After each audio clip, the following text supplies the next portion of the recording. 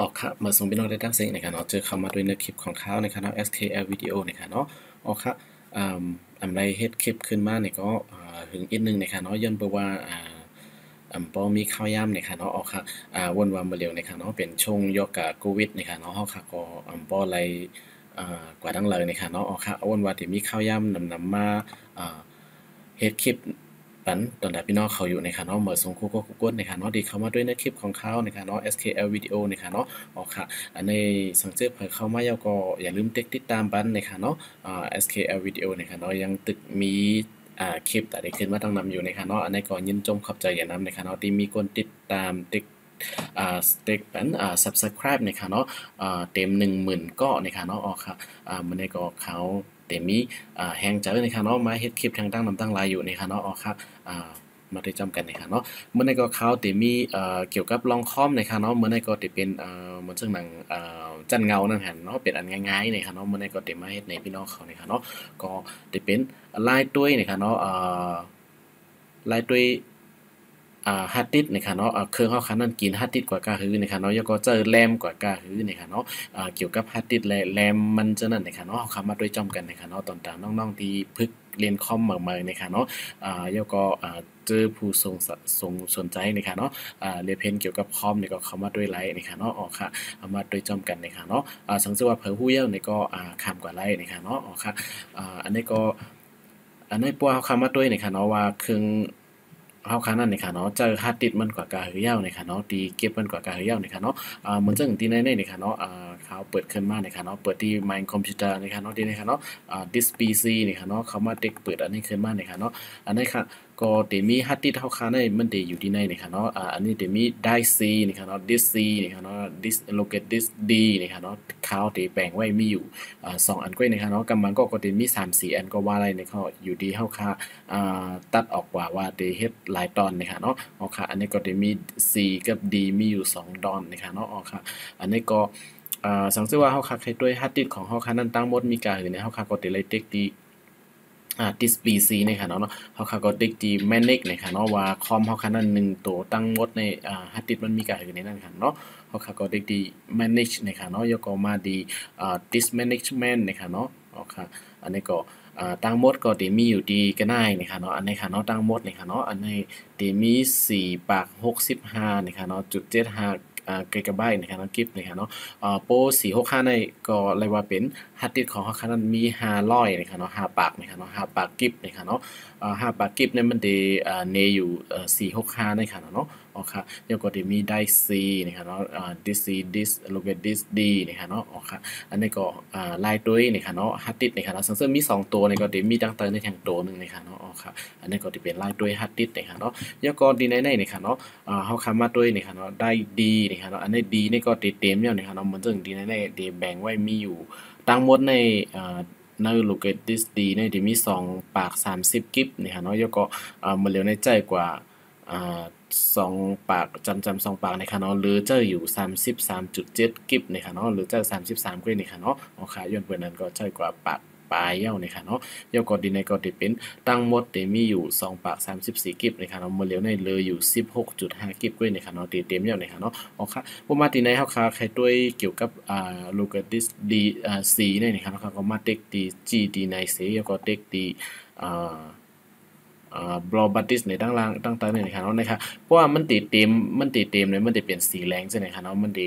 ปั่นพังสตีเฮาค่ะอันไหนติดเต็มอย่างไหนมันได้ออกสีแรงนะครับเนาะเพราะว่ามันเรือนำอยู่เนี่ยมันได้เป็นสีส้มเหมือนในกล้วยนี่ครับเนาะค่ะ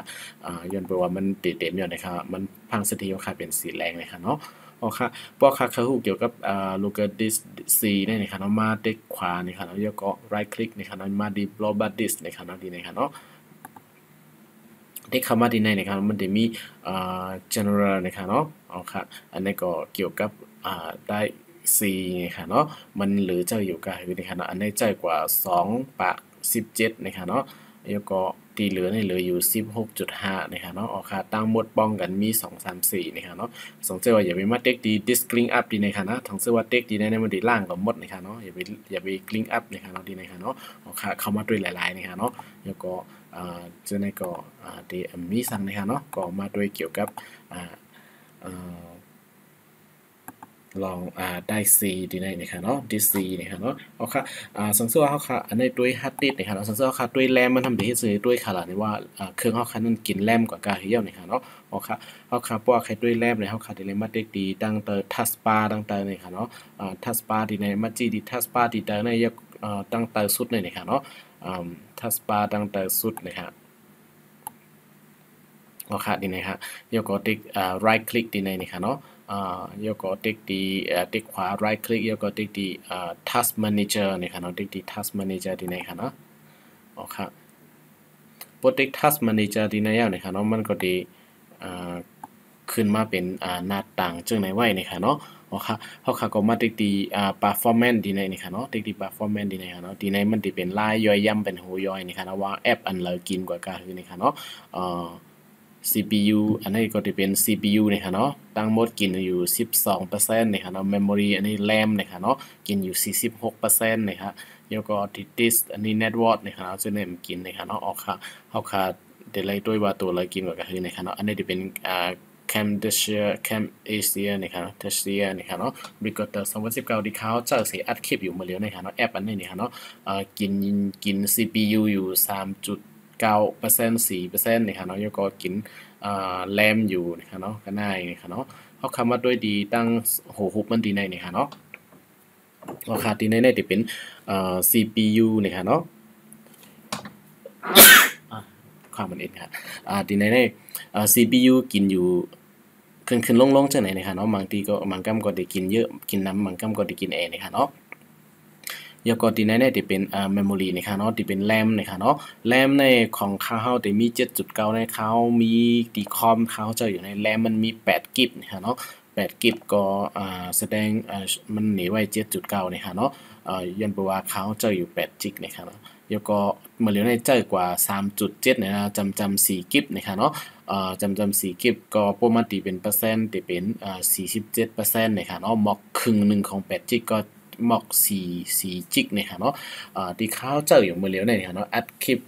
เจอโปรแกรมจะได้นะครับเนาะแล้วก็เปิดไว้หลายแอปค่ะนะเมื่อเหลียวเนี่ยมี Camtasia แอป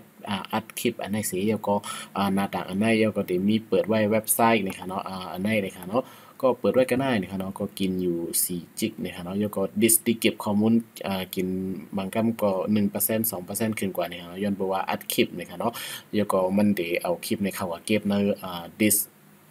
ดิสดีมุนะครับเนาะค่ะแล้วก็ GPU นะครับเนาะที่นี่จะเป็นกราฟิกนะครับเนาะกราฟิกนี่กินอยู่ 2% ย้อนไปเขาอัดหน้าจอคอมนะครับเนาะสังเกตว่าอัดหน้าจอคอมนี่ก็อันนี้ก็จะเป็น 0% กว่านะครับเนาะที่เหมือนดิสดีนะครับเนาะ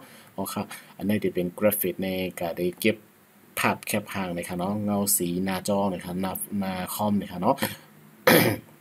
แล้วก็ CPU อันนี้ได้ก็เจออยู่นะครับเนาะค่ะแรมนะครับนะอันนี้มีเขาจะ8จิกนะครับเนาะตีในแรมมี8จิกและมีลองตุ้มตื้อสั่งนะครับเนาะย้อนไปว่าป้อเจอหลีๆงามๆนะครับเนาะตีในสังเกตว่าพี่น้องเขาเจอแรมหมอก4จิกนะครับเนาะ4กิกนะครับมันดีถึงกว่านะครับเนาะป้อ2กิกในได้ป้อเจอนะครับเนาะตีในค่ะนะป้อพี่น้องเขาได้เจอเป็น4กิกนะครับเนาะโปร4กิกเนี่ยก็ยังโปรเจออยู่นะครับเนาะเจอ 3.6 นะครับสังเกตว่ามีแรม2จิกเนี่ยมันได้แห้งนะครับเนาะ2กิกะไบต์นั่นค่ะนะแล้วก็สังเกตว่ากว่านั้นนะครับเนาะคอมบางตัวรุ่นเก่ามันได้มีอยู่1กิกกว่านี่ครับเนาะเพราะว่าคอม1ตัวมีแรม1กิกเนี่ยนั่นอย่าไปกระเจิงล่าๆเนี่ยครับเนาะเพราะว่ามันได้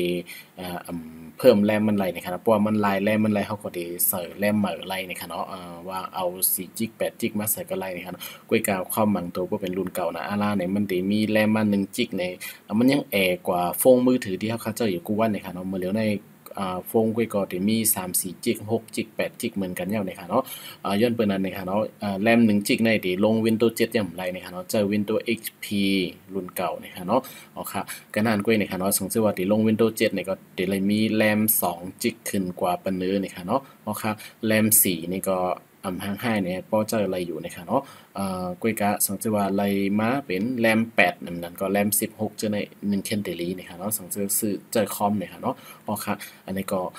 ยินจมขอบใจอย่างนั้นนะคะเนาะตีเข้ามาด้วยคลิปตัวไว้ยาวนะคะเนาะอันนี้ก็มันก็ได้มีลองฮัดดิสและแรมนะคะเนาะเจอในเครื่องคอมราคานั้น7ด้วยไรจังหือนะคะเนาะมาฝากปันพี่น้องเขานะคะเนาะเมื่อสมกุ๊กกุ๊กวนนะคะเนาะที่เข้ามาติดตามนะคะเนาะมาส่งค่ะ